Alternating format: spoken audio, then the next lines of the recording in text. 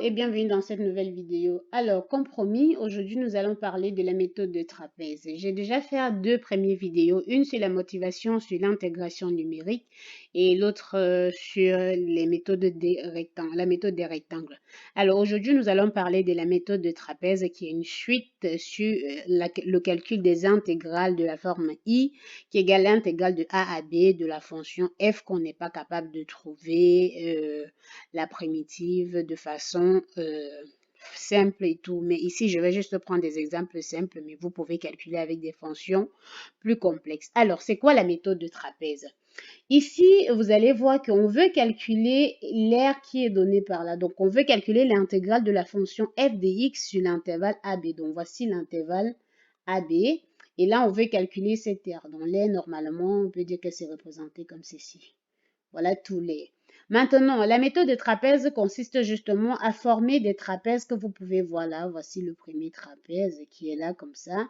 Et un second trapèze. Donc, on finit par faire des subdivisions que moi, je vais plutôt utiliser xk à la place de xi, donc xk plus 1. Et donc là, ici, on a f de xk et là, f de xk plus 1. Donc, cette méthode de trapèze consiste à approcher la fonction f sur cet intervalle, l'intervalle qui est xk plus 1.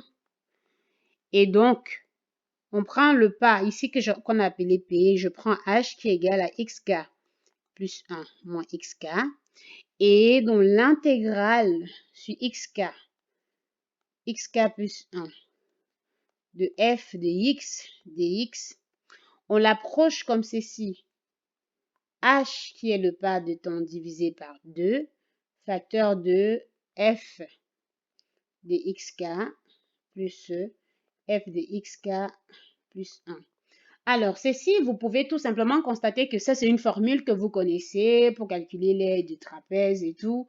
Grande base plus petite base, grande base. Voici la petite base qui est là. Grande base et la somme divisée par 2. Maintenant, si je continue cette formule, elle est exacte. Donc là, on a la valeur approchée et là, c'est au degré 1. Donc, si je veux calculer sur tout l'intervalle AB, mon pas qui est H devient tout simplement B moins A divisé par N, comme on l'a déjà fait dans la méthode des rectangles. Et donc, I, qui est l'intégrale de A à B de f de x dx, devient tout simplement la somme sur les k allant de 0 jusqu'à n-1 de l'intégrale de xk jusqu'à xk plus 1 de f de x dx. Et donc, comme on fait la somme, et on va faire l'intégrale. Donc, vous pouvez voir qu'à chaque moment, on aura ça et c'est lui qui vient après. Donc, si j'intègre sur xk plus 1, j'ai f de xk et j'ai f de xk plus 1. Donc, au final, si je fais tous les sommes, je vais me retrouver à h divisé par 2 fois l'intégrale. Donc, on peut dire qu'on va calculer. Donc, on aura f de x0 qui représente f de a plus f de x1.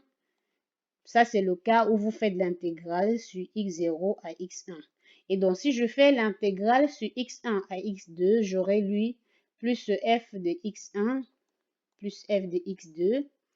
Et ainsi, on va jusqu'à f de xn qui représente encore f de b. Et donc là, vous pouvez tout simplement constater qu'on aura au final h2 f de x0 qui est f de a plus f de b. Et là, à chaque moment, on aura deux éléments sur les autres, donc plus deux fois la somme sur les k allant de 1 jusqu'à n moins 1 de f de xk. Donc, voilà ce que la formule donne. Donc, je peux juste dire que cette formule de l'intégrale de a à b de f de x dx en utilisant la méthode de trapèze est sensiblement égale à h sur 2 f de a plus f de b, plus 2 fois la somme sur les k allant de 1 jusqu'à n-1 de f de xk. Voilà. Donc, voilà tout ce qu'il faut savoir sur la formule, ce qu'il faut retenir en fait. Maintenant, si on continue, là, vous vous rappelez toujours qu'à chaque moment qu'on fait cette intégration, on commet des erreurs. Et donc, ici, on va toujours commencer en calculant l'erreur locale, donc je vais appeler là erreur locale. Et pour cette erreur locale, en fait, je vais tout simplement noter M2 qui est égal au sup de f seconde, c'est-à-dire la dérivée seconde de f avec x qui appartient à l'intervalle xk plus 1. Alors, vous notez avec moi que la condition est la suivante, c'est que f doit être de classe C2, donc vous pouvez, pour être capable de calculer cette dérivée seconde, sur l'intervalle xk plus 1. Et donc ainsi, on arrive à calculer l'erreur locale qui est tout simplement donnée par erreur locale de la méthode de trapèze qui va dépendre de h. Elle va être égale à la valeur absolue de l'intégrale. Donc on prend la forme qui est là, xk plus 1, f de xk dx. Donc ça, c'est la valeur exacte de l'intégrale, moins cette valeur approchée qu'on a donnée, h2 fois f de xk plus f de xk plus 1. Donc voilà, donc on calcule ceci. Et on arrive juste là, quand dire l'erreur locale, vous comprenez bien qu'on parle de l'intervalle, uniquement sur l'intervalle xk plus 1. Donc on arrive que à la relation que l'erreur locale vérifie ceci, m2 sur 12, m2 qui est le sup multiplié par h puissance 3. Mais bien sûr que lorsque vous êtes en train de chercher l'erreur, vous pouvez directement mettre cette relation. Vous pouvez directement mettre cette relation et l'utiliser. Maintenant, si je passe, on peut calculer l'erreur globale maintenant. L'erreur globale, ça veut dire que je vais calculer cette erreur sur l'intervalle AB au lieu de calculer uniquement sur un intervalle xk plus 1, donc l'erreur globale. Alors, dans ce cas, je vais prendre h déjà pour un début qui est xk plus 1 moins xk, et là qui sera plutôt b moins a divisé par n.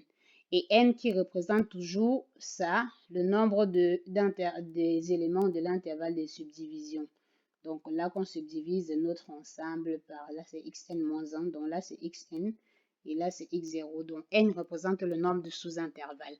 Et dans ce cas, l'erreur globale c'est donné par ceci, donc l'erreur globale qu'on note comme ça sur la méthode de trapèze est tout simplement égale à l'intégrale de a à b parce que l'on prend tout notre i, ceci, moins h2 fois la formule de la méthode de trapèze qu'on a trouvé, donc f de a plus f de b, plus 2 fois la somme sur les cas allant de 1 jusqu'à n-1 de f de xk. Alors, ceci, bien évidemment, lorsqu'on calcule, on retrouve tout simplement que l'erreur globale de la méthode de trapèze est inférieure à m2 divisé par 12 h carré multiplié par b moins a. Alors, maintenant, il faut noter que ici, le m2 représente plutôt le sup de la dérivée de la fonction f, la dérivée seconde de f, avec les x qui appartiennent à AB. Et donc, bien noter que f doit être C2 sur l'intervalle AB. Donc, voilà un peu globalement ce qu'on peut avoir sur la méthode de trapèze, comment est-ce qu'on calcule l'erreur. Maintenant, je vais prendre un exemple. Et comme j'ai dit, je choisis d'utiliser les exemples simples parce que je ne vais pas utiliser une machine. Lorsqu'on va faire les programmes, je vais pouvoir calculer nettement en utilisant un programme dans Python ou dans MATLAB. Donc, pour le moment, je fais juste un calcul simple, mais c'est un calcul que vous pouvez déjà retrouver à la main. Donc, si je prends i qui est égal à l'intégrale de 1 à 2, dx dx. Alors, cette intégrale, vous connaissez déjà sa valeur, donc vous connaissez déjà ce que ça donne sur l'intervalle A2, sur l'intervalle 1, 2, et donc là, je vais prendre un premier pas qui est h égale à 0.2, et je vais prendre un second pas h qui est égal à 0.1. Donc, ceci, ça veut dire quoi? Donc, si h égale à 0.2, ça veut tout simplement dire que h par exemple égale à ça, ça veut dire qu'on a b moins a divisé par n. C'est à vous de retrouver la valeur de n dans ce cas. C'est à vous de retrouver la valeur de n parce que vous connaissez a qui est 2, vous connaissez b qui est 2 et a qui est 1. Donc, c'est à vous de retrouver n. Pareil dans ce cas. Donc voilà un peu, parfois on vous donnera juste le pas et c'est à vous de retrouver le nombre de sous-intervalles qui est n. Donc ici, on peut tout simplement voir qu'on aura, on va calculer, donc pour h égale à 0,2, donc je prends pour h égale à 0,2, on va calculer i qui égale l'intégrale de 1 à 2 de f. Bon, on ne va pas remettre f de x parce qu'on a déjà la fonction de x dx. Bon, vous pouvez mettre x carré ou exponentielle de x. Donc, mettons, on peut mettre exponentielle de x carré, ça sera plus facile. Ça sera un peu plus complexe comme ça. Donc, je mets exponentielle de x carré. Donc, si je prends le pas h qui est ça, j'aurai i qui va être égal l'intégrale de 1 à 2 de l'exponentielle de x carré dx. Et j'ai pris mon pas, donc x0 égale à la valeur qu'on a de la 1, x1 égale à 1,2. Et là, on va aller jusqu'à x, on peut dire jusqu'à xn qui égale à 2. Donc là, c'est pour calculer. Et donc, dans ce cas, mon calcul de i va être sensiblement égal à 0,2 qui est h, 0,2 divisé par 2, ça c'est la méthode, fois f de a qui est f de 1, plus f de b qui est f de 2, plus 2 fois f de 1,2, plus f de 1,4, et on va aller jusqu'à plus f de 1,8. Là, et tout ceci multiplié par 2. Donc là, j'ai pris un i, comme je vous ai dit, je ne vais pas utiliser un truc pour calculer ici, mais là, vous pouvez directement calculer la valeur de i en remplaçant. Donc là, j'aurai 0,1. Et donc, vous pouvez calculer. Là, j'aurai exponentielle. On a remplacé le x par 1, donc j'aurai exponentielle de 1. Plus je remplace x par 2, j'aurai exponentielle de 4, et ainsi de suite. Et là, on aura 2 fois multiplié le reste qui est là, et on ferme la parenthèse. Donc, voilà ce que vous pouvez calculer. Maintenant, si je passe dans le second cas, où h est égal à 0,1, et là, vous aurez donc 10 sous-intervalles. Donc, votre i va être tout simplement égal, sensiblement égal 0. Là, on précise toujours c'est sensiblement égal 0,1 divisé par 0,1 divisé par 2, je veux dire, parce que c'est h divisé par 2. Donc, c'est 0,1 divisé par 2. Et là, vous aurez f de 1, toujours plus f de 2. Mais là, plus 2 fois, donc on aura f de 1,1 plus f de 1,2 plus f de 1,3. Et là, on ira jusqu'à plus f de 1,9. Et donc, voilà, vous faites tous les calculs et vous pouvez juste constater que vous allez juste voir la différence qu'il y a entre ce i, on peut dire i2, et ce i1 qu'on a calculé là en utilisant les parts différentes. Donc, voilà globalement ce que j'avais à dire sur la méthode de Newton, sur la méthode des trapèzes, donc après tous les trucs de Newton Code. Donc, voilà ce que j'avais à dire sur la méthode des trapèzes. Vous pouvez utiliser d'autres exemples. Vous pouvez par exemple essayer de prendre cet exemple qui est l'intégrale de 0 à 1 de racine de 1 moins x puissance 3 dx, donc un peu des fonctions que vous ne pouvez pas calculer directement avec le cas de n égale à 5. Donc, vous pouvez calculer ça. Donc, je vais essayer. Ainsi, dans les prochaines vidéos, on va pouvoir faire les algorithmes, qu'on va calculer cela dans un programme et ça sera plus facile. Je vous remercie d'avoir regardé la vidéo et on se retrouve pour une prochaine vidéo.